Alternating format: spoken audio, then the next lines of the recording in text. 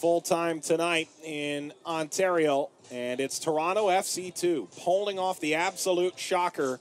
Louisville falls tonight. They will not fall down in the standings, but they still have a magic number of 2 over Tampa Bay in order to reach the #1 seed in the East officially. Back with Lee Godfrey, Mike Watts. Here are your full-time highlights here on WBNA. And we saw Louisville get a lot of possession in the first half and a couple good looks, too. Yeah, they did. And there's Kyle Smith going in, but it's Eckenrode with a fantastic, beautifully timed tackle there, or else that would have been a penalty kick. But he's done a great job there to take away a scoring opportunity from Louisville.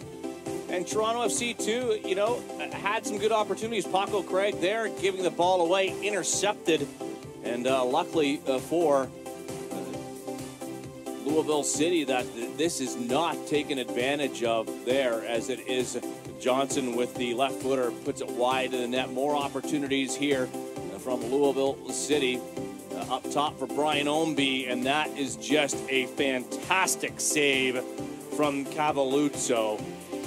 He hits it with the outside of the foot. It's always bending away from Cavalluzzo, and he's able to palm that one over the bar. Again, see that just going away, and he jumps up, and he is spread out full.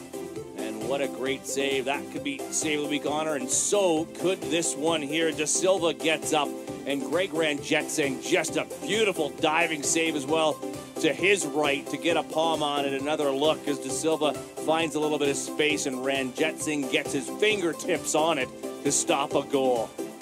And then here is the goal. McCrary, look at this pass around the outside to Hundal, and he's able to slot that one past Ranjetsing, who is coming out of his goal to try to close that gap and close the space. But a nice finish there from Hundal to give Toronto FC 2 that 1-0 lead. His 4th goal of the year came in the 73rd minute, and Sean Hundal, our player to watch in the game, comes through for TFC2. Louisville trying to find a late equalizer, and Richard Ballard coming on and helping to create.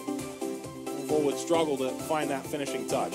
Yeah, they were. It was all around the top of the box as Mark-Anthony Kay goes in. There's a loose ball there as Cavalluzzo is not able to handle it very well, and then he takes the knock as well on the side of the head. He's able to continue in this one, but it was a tough night out for Louisville City tonight, as they just seemed that they weren't able to get that one pass through.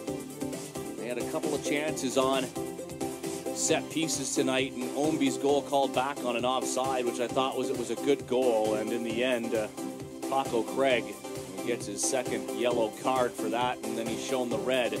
And so they finish with 10 men tonight and aren't able to get on the score sheet. So that was in the 89th minute. Louisville would fall 1-0. Here are the Eastern Conference standings. We mentioned that Tampa Bay and Bethlehem drew earlier, so Louisville only needs either a loss or draw from Tampa Bay in their next game, or a win of their own against Rochester in order to wrap up the #1 seed in the East.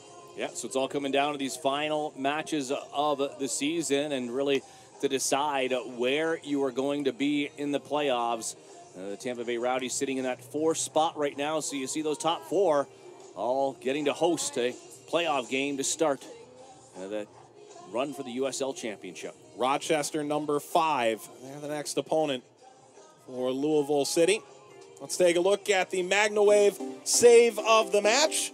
MagnaWave is the leader in pulsed electromagnetic field therapy.